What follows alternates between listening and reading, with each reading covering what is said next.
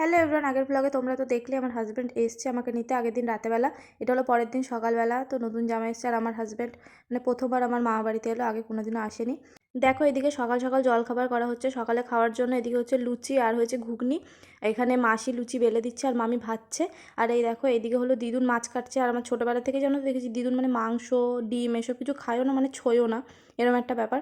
তো দিদুন মাছ রান্না মানে কেটে নিচ্ছে, উনি আলাদা রান্না করে নেবে। আর এখানে এই যে খাবার দাওয়া হয়ে গেছে। আর এখনও মানে আমার হাজব্যান্ডকে ডাকছে খেতে যাওয়ার জন্য। এখানে মামি রান্না করেছে হলো লুচি ঘুগনি আর মিষ্টি দিয়েছে। আর আমার হাজব্যান্ড একদম মিষ্টি পছন্দ করে না, মানে ও খেতেই চায় না, এরা জোর জবরদস্তি দেয় আবার ফেরত দিয়ে দেয়, এরকম একটা ব্যাপার। এই দেখো খেতে দিয়ে দিচ্ছে, আগে আমার হাজব্যান্ডকে ভাইকে আর বুনিকে আগে খেতে দিয়ে দিচ্ছে, তারপর আমরা পরে খাবো। আর দাদু আজকে সকাল সকাল উঠে চলে গেছে বাজারে গেছে হলো মাটন আনতে। তো এই দেখো চলে গেছে। আর এই যে ওদেরকে দিয়েছে সকালবেলা খেতে, বললাম আমার হাজব্যান্ড পছন্দ করে না, প্রথমেই বলে দিচ্ছে মিষ্টিটাকে সরিয়ে দাও, মিষ্টি একদমই খেতে ভালোবাসে না। এই দেখো দাদু নিয়ে চলে এসেছে মাটন, আর এখানে মাসি কাটছিল পরিষ্কার করছিল। আর এই দেখো আমার মামি রান্না করছে। আর আমার মামির হাতের রান্না তো দারুণ রান্না করে, মানে অসম রান্না করে।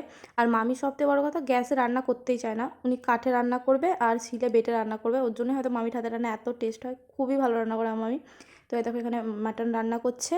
আর তারপরে তো অনেকক্ষণ হয়ে গেছিলো, বসেছিল সবাই, তা খেলা শুরু হয়ে গেছে ওর জন্য, ওরা খেলা দেখছিলো। আর তাদেরকে ঘরেই খাবার দিয়ে দিয়েছিলো। এখানে রান্না হয়েছে হলো মাছের তরকারি, ডাল, মাটন, চাটনি, মিষ্টি, দই, আরও মাছের কিছু একটা আইটেম ছিল। ও কিচ্ছু খায় না, মাছ তো মুখেই দেয় না আমার হাজব্যান্ড। আর জানো তো খেতে চায় না বলে সবাই রেগে যায় যে তোমাকে মানে তুমি জামাই, তোমাকে মন ভরে আমরা খাওয়াতেই পারি না, কারণ তুমি তো অর্ধেক জিনিস খাওই না। এই কারণে সবাই ওর উপরে খুব রেগে যায়, আর আমার উপরেও খুব রেগে যায়, তুইও খাস না ওর জন্য ও খায় না। চলো আবার নেক্সট ব্লগে দেখা হচ্ছে।